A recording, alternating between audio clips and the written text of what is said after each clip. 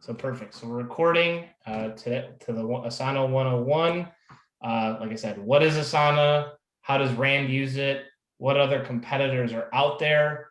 The expectations of today, and then we're going to dive in, like I said, and build out our broker list and underwriting. So I think the problem that this Asana solves that I love the most is that I think everyone in the Jake and Gino community or in multifamily in general is we have 10 million thousand things we have to do today, right? Underwrite the deal, call the broker, set up an LLC, submit it up an LOI, call this broker, do countless things, right? And we've all been victim of having the notebook, the pad of paper, the sticky note that we lost forever, and now we're like, shit, what do I have to do today if I don't have that piece of paper?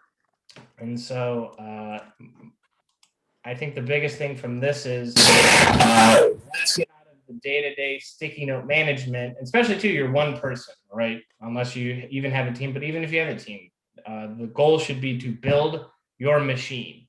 And today we're going to go through a glimpse of my machine.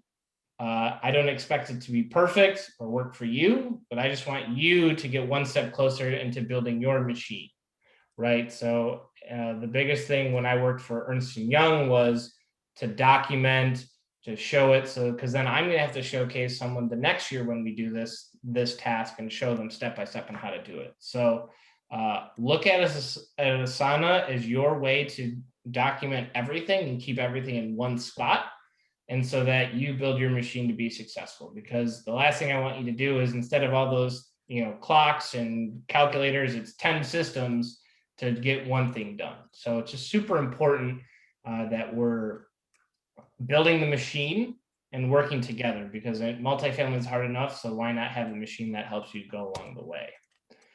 So what is Asana? So it is a project management software. The biggest thing that helps me is it helps organize my teams and tasks. And so as a solopreneur right now, or you're working with partners, I want you to, looking at the screenshot on the left, I know it's not the biggest, but I want you to see, the favorites, right? So envision, a marketing, your properties in the portfolio, your corporate team, right? Think of like as you scale, right? Because it's hard when it's day one, and you're like, Mike, I have to do everything, right? So just look at this system and really start to envision like what are those favorites and those projects that you have to do. Because it can get overwhelming, especially by yourself, and very frustrating of like, I have to do everything right now, so I don't have time to do this. But as you grow and scale, you'll see how you can assign people tasks and implement them into your system. And that's a much better position of strength than going through and having to teach them. Because think of like, even for virtual assistants, right? If you have someone, you sit down for an hour and explain it to them, and then that VA ghosts you or you never hear from them again, now you have to have that same hour conversation again, and again, and again, and again, and again. Versus you could have all those steps, a video in Asana showcasing step-by-step how to do each task. So that's why I love Ray Dalio and building the machine. And so this system allows you to organize your teams and tasks very well, and then make them recurring. It could be one time, and we'll go through that when we go through our exercise. My favorite features is the My Task tab. So in the top left corner, you can see My Tasks. And I think the biggest trap is in 2021 is I manage through my inbox, I manage through my calendar. Zero inbox is a win. And it can be helpful, but I just think it's unrealistic, right? The biggest things you can do for your business are not in your email. So how can you continue to grow your machine? By executing it. I don't have any, just for me personally, I don't have any text notifications on. So if I don't respond to your text, that's why. I check it like on breaks when I'm not there, but the constant bing, dings, I don't have any Gmail. The only text notifications I get are calls, right? So it sounds ridiculous, but I eventually will respond. And so My Task tab is the way to ignore the noise, get away from the, Facebook, Twitter, Instagram, Gmail, G Suite, G Calendar, and just really hone in on what do I need to get done today. If you see my tasks, it's all red because I'm delayed on all of them. But I know if I get several of these items done, it's a great day. Another thing is that I can have up to 15 users per project. And so if you see over here, each of these things are projects. So we have a team for our marketing. We have a VA in Vietnam and we have a VA in Kuwait. And so one of them is to edit, like we upload the content to Asana. Our VA in Vietnam edits it, we review it, and then our VA in Kuwait posts it on social media. So instead of having 10,000 different emails, I can go into my system on my phone or on my computer and really see where the product lies. And I know it's going to get posted. And if it's not, then I can go in and add comments to it. So we've had, I think the most we have on a team is 9, because we had some interns and just a lot of coordination on it.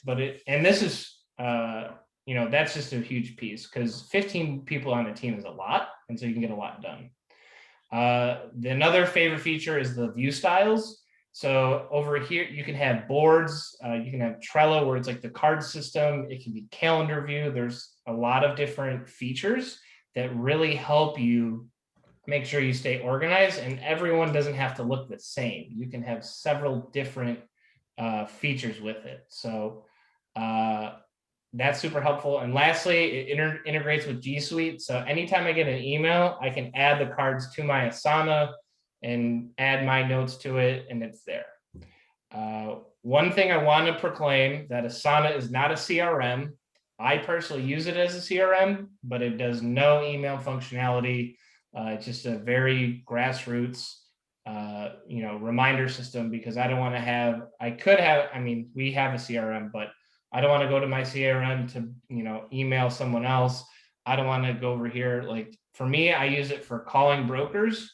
I don't use it. I sometimes use it for investors, but for the most part, it's calling brokers. And even then it's not a CRM. It's not a databasing system. I know in Monday.com, that's a big ringing feature is that it has a databasing feature, but you can, to mitigate that, I use a Google Sheet and link it in the description, which we can kind of go through that process later. And last but not least, it's not perfect, right? I'm not going to proclaim that Asana is not the best. This is what I found success with. And today, like I said, I'm here to help you. Whether Asana it is or it isn't, you can go by the end of today and know, or this video and know that this system could work for you. But I think the biggest thing is that you're going forward and not backwards.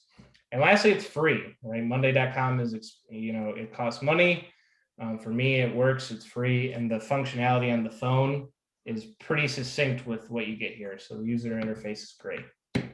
Any questions so far on Asana, what it is or whatnot before we kind of proceed?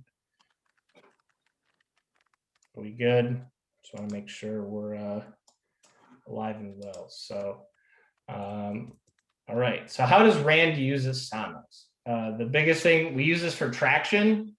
So we have our level 10 meetings, and literally every tab or every, one of our tabs is L10, and you have all these things on the right. So I'd recommend it. And even having a parking lot for ideas so you never lose them.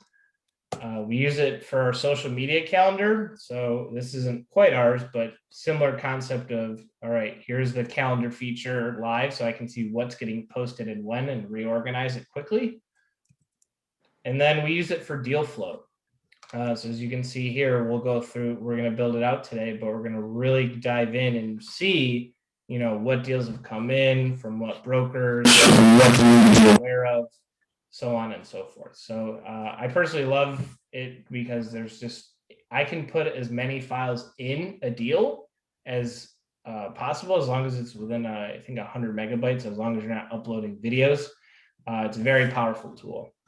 And like I said, this bottom feature is to be like following up. So email, text, call. I use it just to kind of follow up on deals because I think a lot of time brokers would say, hey, I'm going to send you this deal at the end of the day or by the end of the week, and they don't. And so then I set a reminder myself to make sure I get that deal. So that's just another big feature. And asset management for for those who have a deal, you're kind of in the middle of it now, like, oh man, there's so many moving parts, and the quarterly webinar, the quarterly distributions, looking at each monthly numbers, investor statements, scheduling the webinar. Like, there's just so many things when you're in a deal. And so I set up weekly, monthly, even daily tasks in this. So all of my rhythms when it comes to asset management are in here. And it's been super helpful because I think Cal Newport is, if you have to think about it, it is a super powerful tool. And I got a message of, is this comparable to Slack? No, because I wouldn't compare it to Slack, and I wouldn't, because Slack I think is a communication, like kind of like a messaging system where you can communicate on projects. There is ways to talk about it, but I think the instant feature of communicating isn't as robust. Like, I can tag Tim and say, hey, this investor webinar has been scheduled, or like, hey, Tim, did you schedule this? Versus Slack is more, the expectation is more instant. So I wouldn't quite compare it to a Slack, but there is a communication feature to it. But now that we've kind of gone through the rhythms, the competitors that I've seen the most are Monday.com, which I think there's a similar feature. I've used Monday.com at a previous job. I personally thought, like, I just didn't care for it too much, but that could have been earlier in my career, was I wasn't as prone to the project management softwares. But I personally, it's great and it could be good for you, but for me, I just found success with Asana. And Trello, I used to actually use before moving to Asana because the board functionality when it came to it. But the biggest thing I didn't like about Trello is if having across different projects, only having that board feature. It could have changed, but because it was almost 2 years ago. But Asana, I just like the cross functionalities of it, of having a calendar view, having a board view, and so on and so forth. So I put this slide to be clear on just what's out there. There could be more, but these are the two biggest competitors I've seen. And I think just Monday.com, it costs money, which is the biggest negative, versus Trello. It doesn't have as much to be robust about. So tonight's expectations. So we're going to build the broker list. So we're going to have someone throw in a market, preferably not in Tennessee. So, I just want to prove how I would do it. And I'm going to walk step by step. So I can have you go through and look at your city and build this out in Asana. So if you haven't already, please download or log into Asana or create a login. And so that we can kind of work on this together. I really want this to be interactive and you building for your own. And then once we kind of have a good ramp of a couple examples of how I would do a broker list, we're then going to build out a deal flow. And I might have to message you people on how I have my property card, because it's important to have all the information there. Because the last thing I want you to do is when you're on a broker call and you're looking at the questions with a broker, you have to download an Excel and it's just not quick. So I'm going to send everyone in the chat or in the Facebook group kind of my property card that'll allow you to see everything. So, and if you have questions, like I said, please raise your hand and ping them.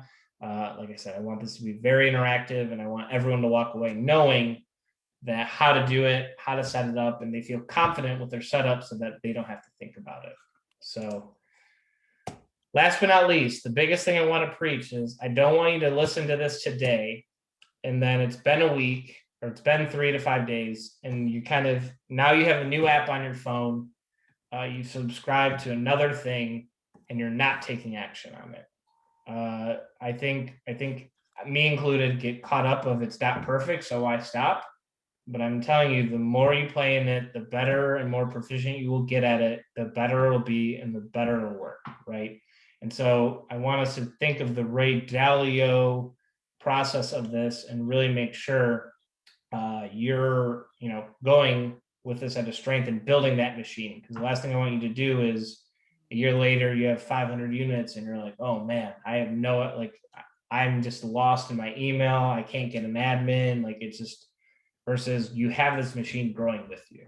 So with that being said, does anyone have any questions before we kind of dive in? I can unmute some people and or unmute yourself, and let's talk through this.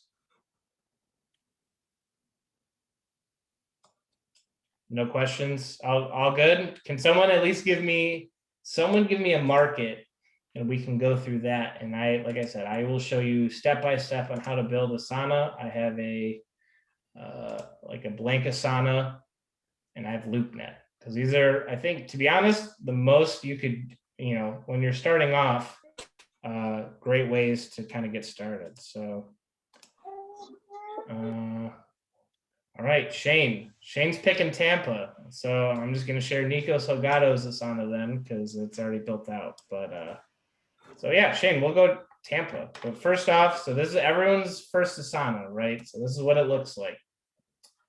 So is everyone like ready? Got it for like at least this screen up? Show of hands. Nothing. Cool. Thank you. We got it, man. We got it. I would say, come on, guys. I know it's Monday, but we're bringing juice, right? This is where the money is made in building the system. So I promise. So you can clearly tell this is my old. So we're hit the plus for the new projects. We're gonna. I personally like to do blank. If you have Excel templates, you're more than happy to use it. Type in broker list. And then this is your SDS. This is just like your entity or whatever. And you can see here, timeline, I don't use as much, but you have calendar and board. I personally like to do the list for the broker list because I can add, different filters and stuff like that. So Shane picked Tampa. So we're going to do Tampa. And the biggest thing here, so we're going to go to Nico. You have 5 push-ups for every broker you don't have on your list. I'm ready to rock. Let's do it. So Loopnet, I personally, when starting in a new market, this is the first thing I do is go on Loopnet, and it's not to look at deals. It's to find the people who have the deals. So multifamily, Tampa, Florida. And so if you're already in a market, I think another kind of hack is when you get a deal and you're underwriting it, is to ask for the CoStar report for the sales. Because with the CoStar report, what it does is it shows all the different transactions that have done it. And so that you can really see who is a part of that, who sold that deal, and then it can list the brokers. So, all right. So we're in Tampa. Zooming in, Shane, do you have any other kind of criteria you're looking for? So we got a 26 unit opportunity zone. So I click that. And the reason I asked that 10 to 40 units, perfect. So the reason I ask is because I want to build some criteria to talk to these brokers, because someone who might have a duplex might not have a 50 unit. Right. So I think Tampa's just really hot. So it could be a hodgepodge, like this mobile home park deal. I'm probably not going to, click that broker because I'm looking for multifamily. So click in here. Okay. Usually they have more of the personal information on the bottom, but it looks like it's just, so I'll copy this woman's name. Go to my broker list, put her name in. Oh. I don't know why it's double doing it, but her name. I'm going to assign this to myself because I'm, like I said, the one-man team in this instance. For deleting, just got to go into details and delete.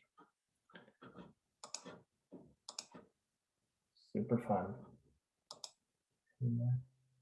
And you can complete the task. So one thing too I want to hit is if I hit complete the task, it does like it goes away for a second, but you can still search it in that functionality. So so it'll be there. And so what I personally like to do when I get the broker list is attach the phone number.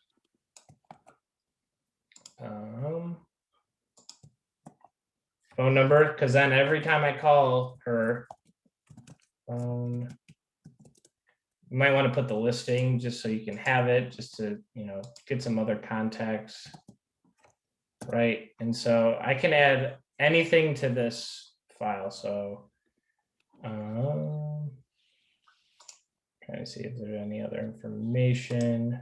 So no. But then I can just put like 26 units, right? So then I kind of know where she plays in as well. And I think another piece that can be super helpful is, I don't use it a ton, but in this task, you can add a tag. So you can say she's a broker. And then you can add Tampa.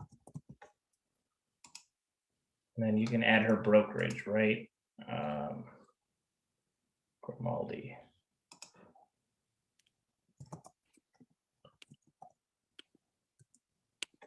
And pink. So now that you have the broker in the system, you're like, all right, job's over, right? Perfect.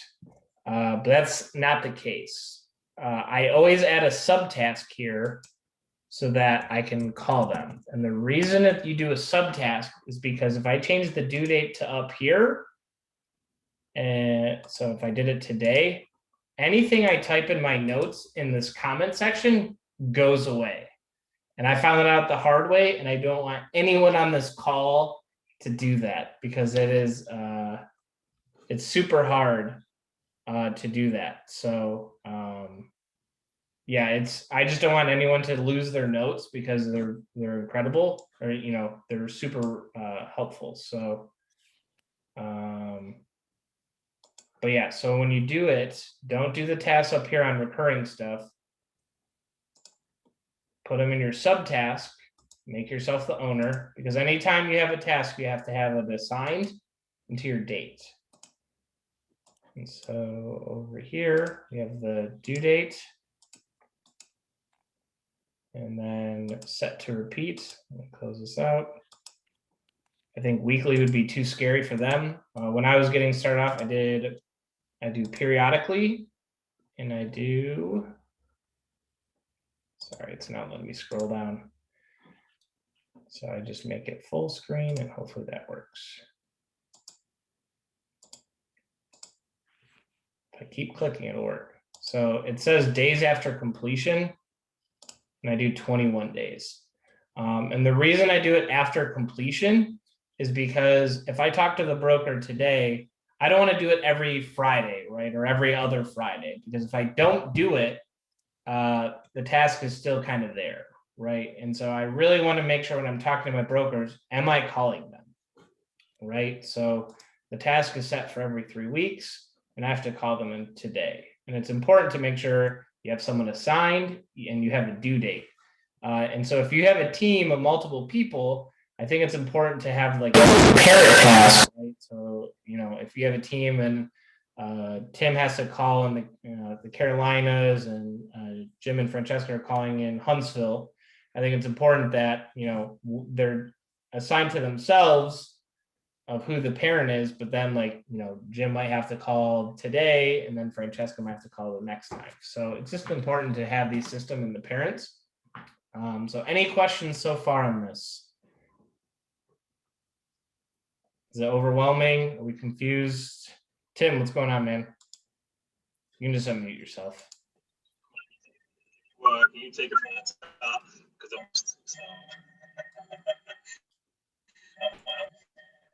I'm information, but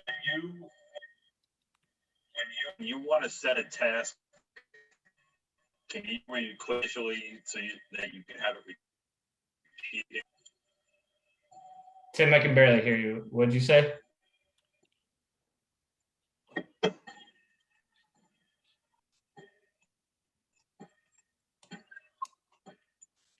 Can you hear me? Yep, much better. Yeah. All right. Could you Well, first of all, I made a bad joke in the beginning. I said, could you take it from the top? Because I totally lost. But from that, when you want to have something repeating show where you click in to have something repeated. Yeah, absolutely. So to do the repeating, you click the date, and it so say this task was just gone. So you click in. It doesn't say set, it just has this loop. And so I just personally click the today or whatever day you want to do it and set to repeat. And then you can decide, oh, now it's much better. Weekly, monthly, yearly, periodically, or custom. I would advise, as some of your coaches, to not call the brokers weekly. I think just periodically, and then I do it. So it's tough to read, but it says days after completion, and I do 21 days. You might, and the reason I do that too is because say a broker I talked to the broker today. I always add my notes here. So on 3/1/21, called broker, 22 unit in process. And just add notes about her, right? Been in the market for so many years. And I'm doing this so she's on the phone and I'm just typing away, because then I can comment on this. So she says she has a 22 unit in process, and I was like, okay, when should I call? So I added the comment. I called her today, right? So this task will show completed, and then the next one will auto generate. But she said she had a 22 unit in process, and I don't want to necessarily wait 3 weeks, right? So what I'll do is I'll say 20 unit follow-up. I'll assign it to myself, and I'll say I'll follow up on Friday, right? And so that way I'm taking notes on what she's doing, and then that 22 unit process I can follow up on, because in real estate, it's always going to be in the follow-up that makes you win the deal. And so even if you don't win a deal, right, I think we all like, damn, we didn't win it, but something happens in due diligence. So I never close a deal until it actually closes. And we can talk about in the broker or in the, as we build out our deal flow. But I think it's just important to make sure. So as you can see, on Friday, I could talk to the broker, which is the 5th. So on 3/5, say she doesn't send me the financials. Oh. So on 3/5/21, I got a voicemail, right? She didn't answer. So then I'll change this task to Monday.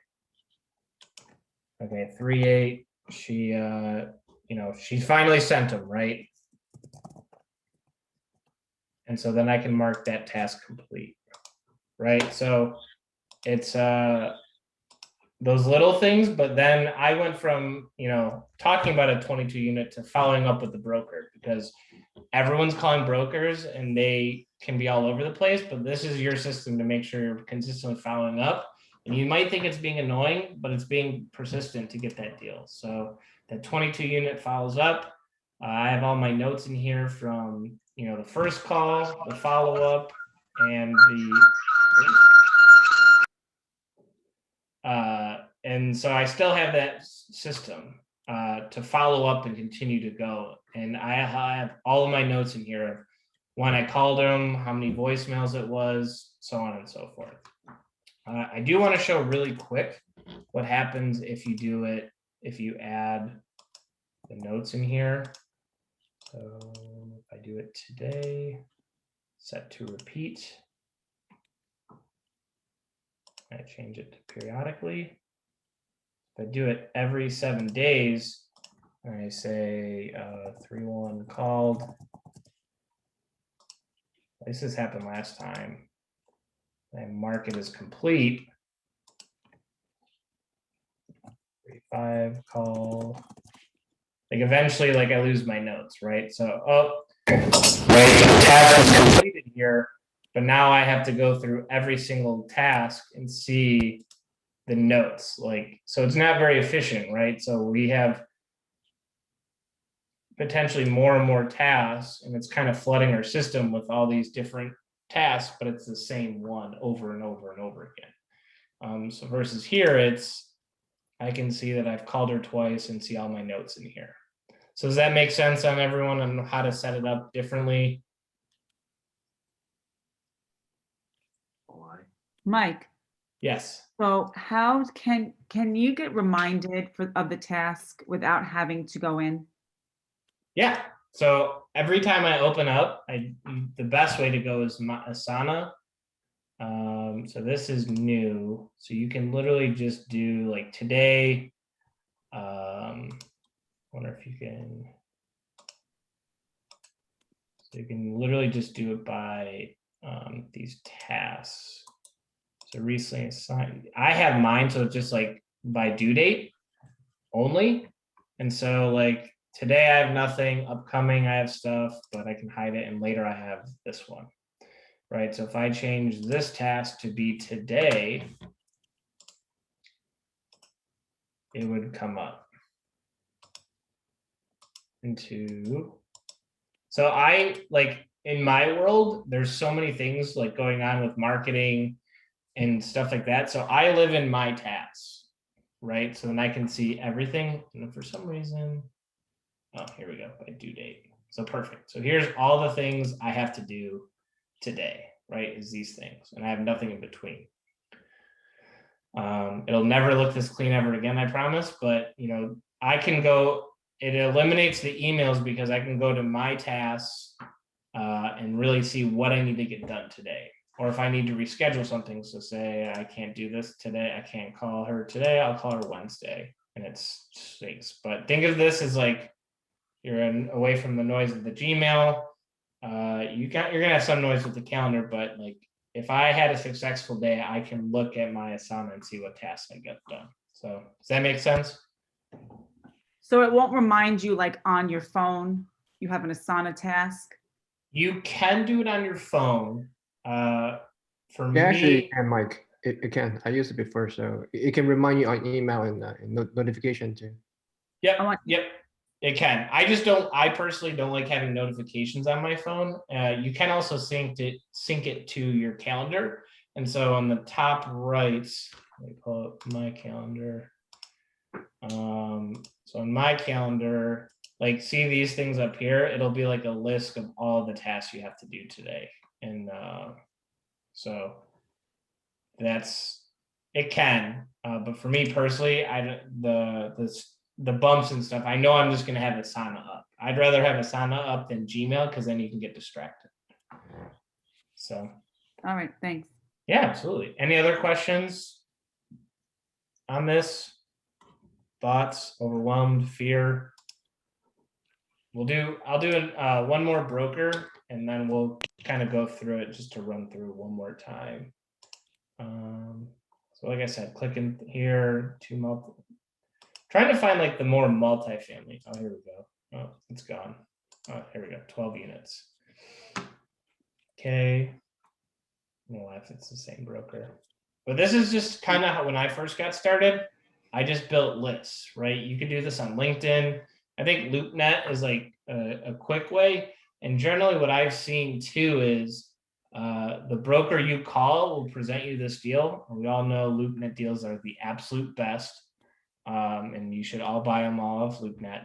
But they're going to give you this deal and test and see if you'll be the sucker to buy it, right? And so what I try to have I have a 48-hour, if I get a deal, I have to call the broker within 48 hours and let them yes or no, or if I need more information, right? So I could look at this deal and say, hey, it's too old. If never the price, it could be too old.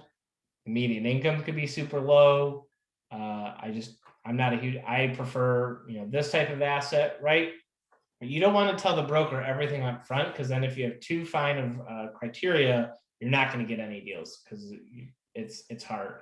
Versus if I call these guys and say, hey, I'm looking at this deal, I'm looking to get in Tampa, I saw your deal on Loopnet. Love to hear more info on it, right? So they're getting excited because you could say too, I'm generally looking for 20 plus units, but saw this deal and love more information on it.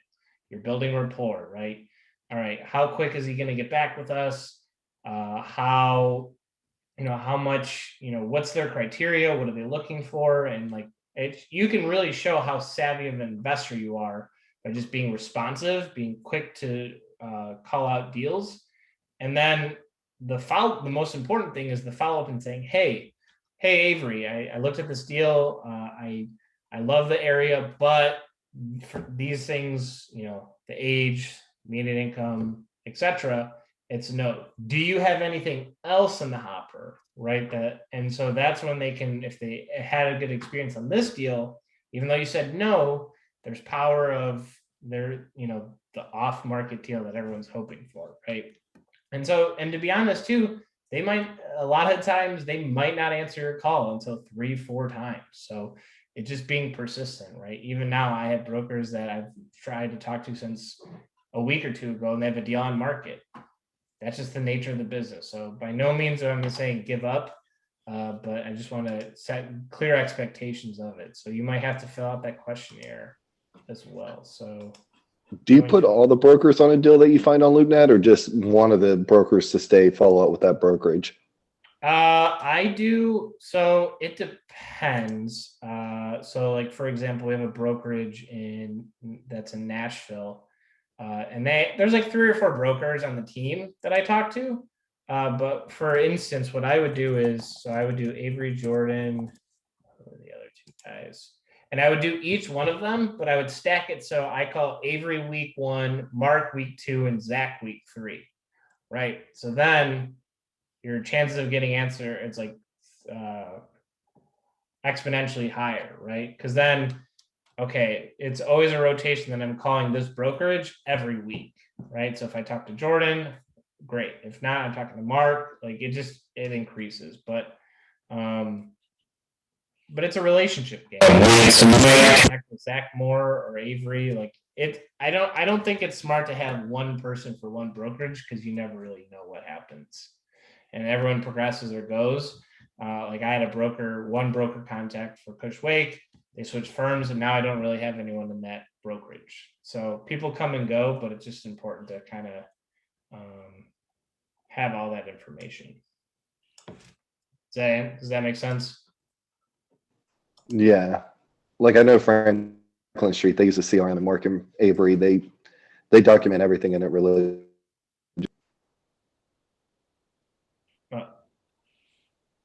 We lost you. Chad, are you still there? Yeah. Oh, okay.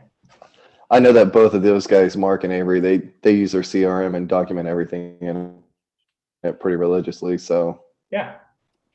And that's the thing, is like, you might know, like, to be honest, like this broker answers phone calls very well.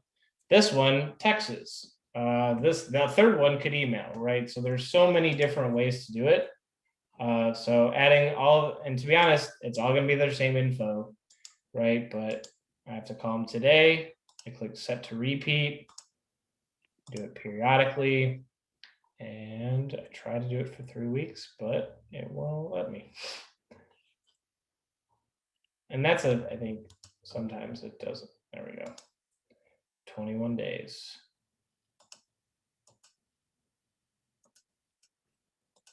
Right, and then the other guy was Mark.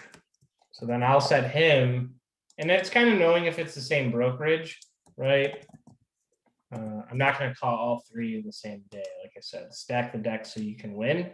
And I try not to call brokers on Mondays, because I mean, it's, unless it's like, hey, I'm following up on a deal. Did we win? Did we not win? Right. So then it's the 8th, and then I think it was Zach, right? So I'm looking at 3 brokerage, same brokerage, can add, and so on and so forth. So any other kind of questions on this? I know it's exhilarating stuff, but I just want to make sure there's, this makes sense to everyone. And like I said, the devil's in the details, and like I use this as my CRM. for when it comes to brokers, because if I have an analyst call, I want him to know as much as I do when it comes to these deals. So,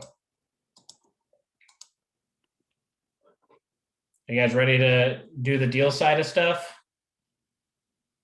Any other questions before we switch over? No? Okay, perfect. So we're going to go back to our suite organization.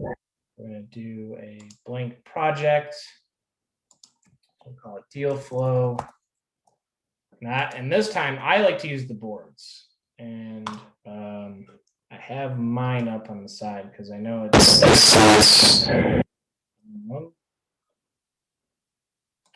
this. So I always put in the first column the deals received, right? So for me, this just means received but did nothing. This is round one underwriting, right? So this could be like me personally underwriting it. You know, it could be round two / awaiting more info. And then it could be response. And I think so I could underwrite this, and then round two could be, hey, Jake and Gino, I think we should submit an offer on this deal. Second round / before submit, right? Because things could change. And then this was your LOI stage. And I think the biggest, most important thing is you should have a follow-up. And what this means is didn't win, but didn't close. And this is important because it's not over until they close. I've seen a lot of deals where I followed up with the broker every week until it closed. And I'm just letting them know, hey, if it comes out of contract, I want that deal. And I think in the world and the competitive state we're in, you have to be diligent in your follow-up, right? And then there's your pass of like, hey, no way, no chance we're buying it, right? Because you can get a deal that hits your desk, but you want it kind of in your system. Your loss column, didn't win. And last but not least, hopefully I won the deal, right? And so it sounds like very excessive, but I want just to kind of highlight, because the biggest thing I think that happens is if you come into your deal flow and you're like, man, am I receiving deals? Like, where am I like, very quickly on my phone, I can see where things are. Like, is our analyst really heavy underwriting? Is my accountability pod, is my underwriting pod doing their job and getting deals across the line, right? So I can quickly see, hey, if I have 10 deals in this hopper and they're not getting to round one, round two, round three, I'm like, hey, partner, what's going on here, right? I thought you were supposed to be underwriting. It allows you to quickly address the problem. Or even if it's with you, it's like, hey, you know, I'm getting swamped. Jim and Francesca, can you mind underwriting this week? And I can, you know, get in here. But I like to have one pile of like, here's the deals we're receiving, so that anyone can kind of pick and assign.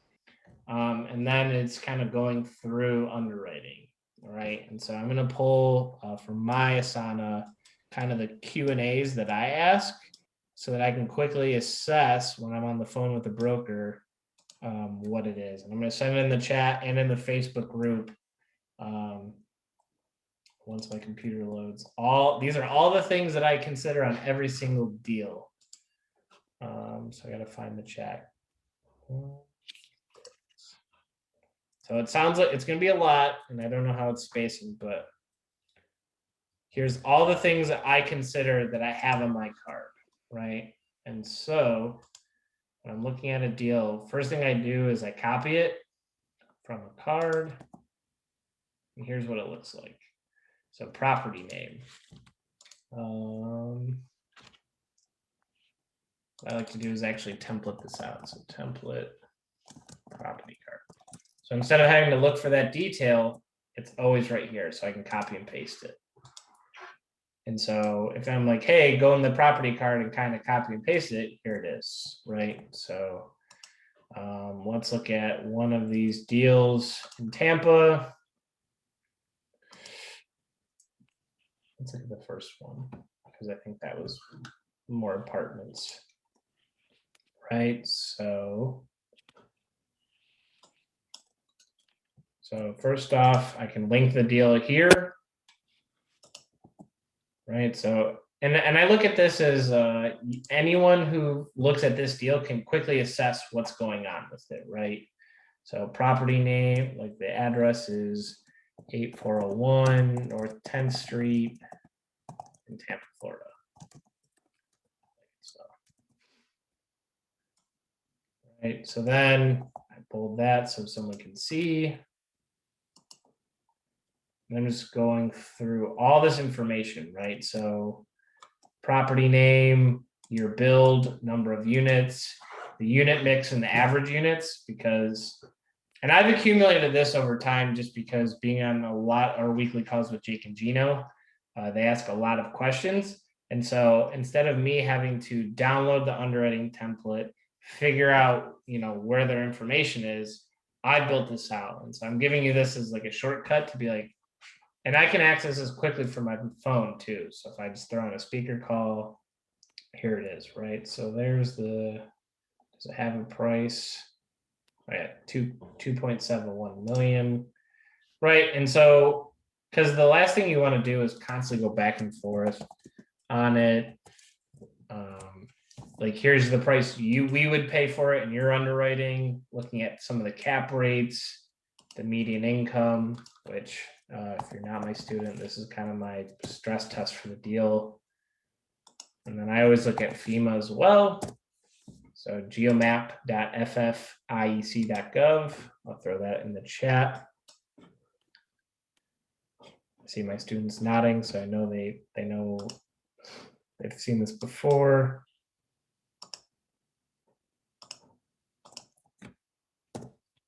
And so, I didn't pay Shane to send me this, but this is just where I'm looking for the deal. So 8401 North 10th Street. So 27,000.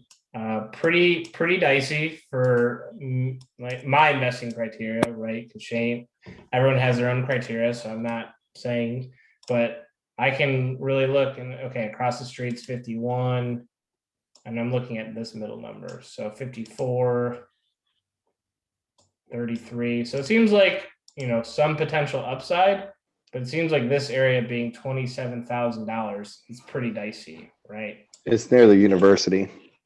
Oh, it's near a university? Okay. See, that's a factor too. So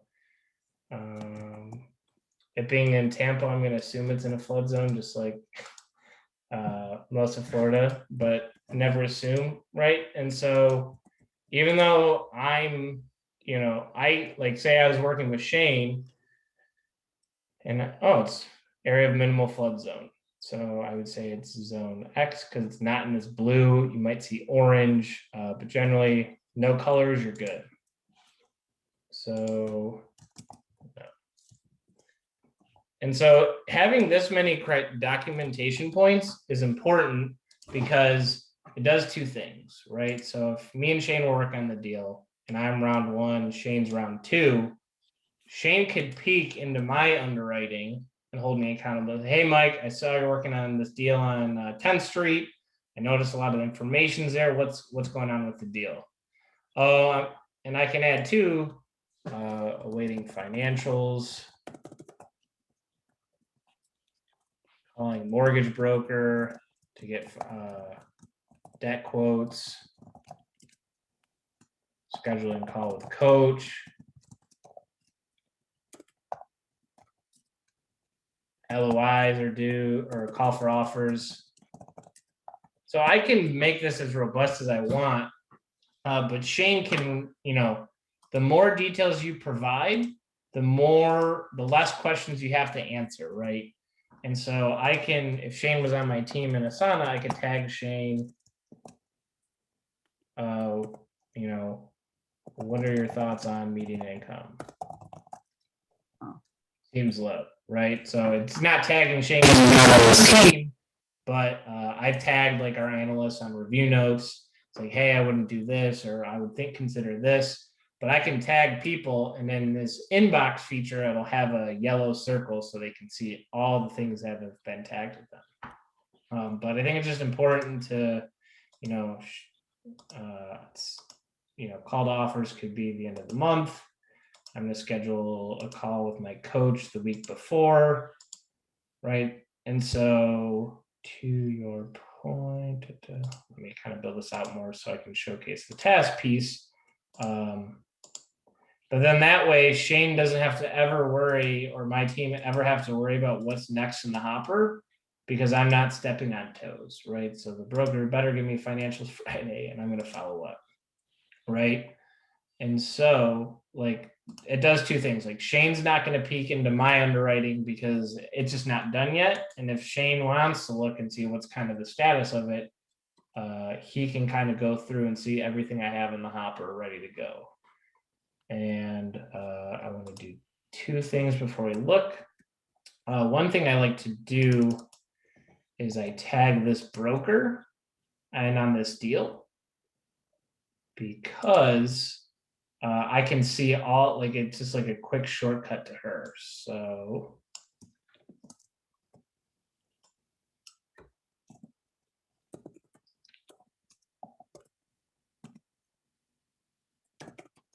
it's not working. Oh, there we go. So I do that. And so that way what happens is I can click here and see this broker, and then I can tag her here. I tagged the wrong one, but I can tag her in this deal. And this is important because I can see all the deals they've given me, right? So if I just know, like, every deal this person sends me is garbage, I can just kind of quickly peek, right? So obviously they'll have more deals, but then I click here and it brings me to whatever deal it may be. Because eventually, if you look at it, it's like, here's all the deals that you've lost or won, but you can very quickly, like a baseball card, see what deals they're working with and kind of find trends in it. So does that make sense on kind of just the connectivity between the two? Any questions so far on the deal flow, or does it all kind of make sense? Do you have to build Go ahead, John. tasks every time, or can you set it up to where it autofills that? So you can duplicate it. So call mortgage broker. Like, it's just how more robust you want to do it on the front end. Set up coaching call. I would recommend not putting the subtask with dates, but you can always pre-populate it with the person. So it's like, if it's you every time, it's going to be you.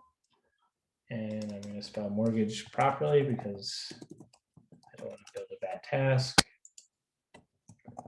LY, right? So I can do that. And then I can just duplicate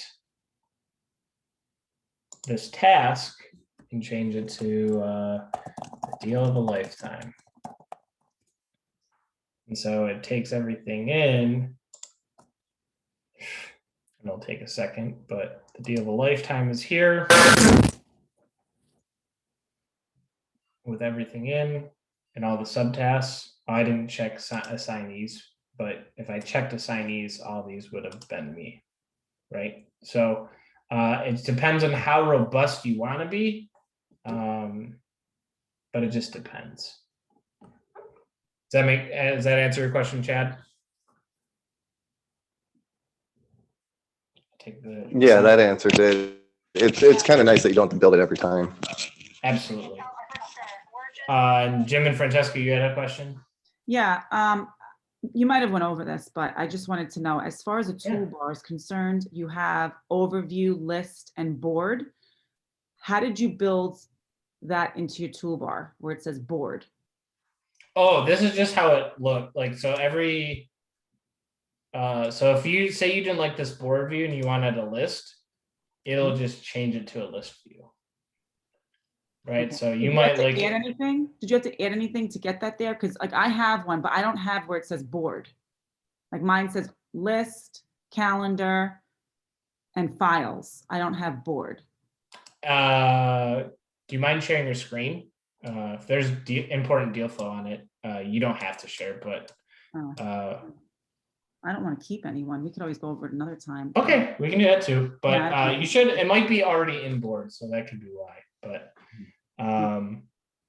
But yeah, this is just how it's assigned. I know they want the paid, so you can do the timelines and the dashboards.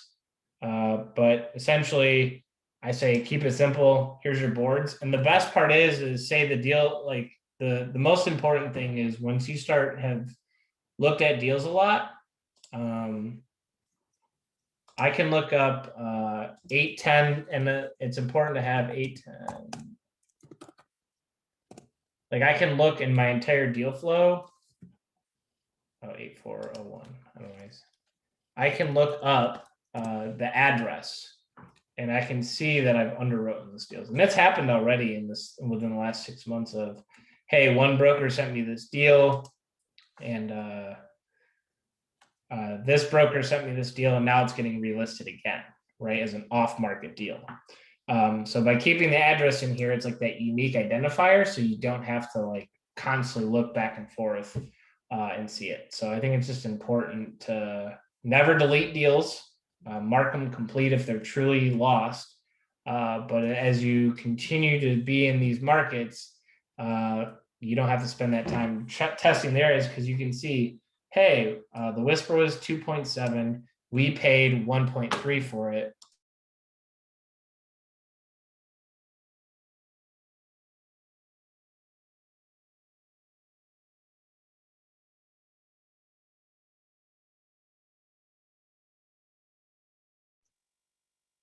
Mike, you muted yourself. You're muted. Mike, last thing you said was we paid 1.3 for it. Oh, sorry. So thank you guys. So like you can, when you get the deals come back up again, which they always do, you can see, you know, what the Whisper was, what you were going to pay, and really kind of just see what happened with it, right? Because like Jake and Gino in Knoxville are like, oh, that deal traded 3 years ago. We would have paid this, or hey, we didn't buy this. Like, no, you want to be at a point where no deals are new, but you can see why you passed on it, right? So like I always put at the very top, like median income too low, because the last thing I want to do is go through all of my notes when I could just check up here, right? So does that make sense? Does anyone have any questions about deal flow, broker list, anything else?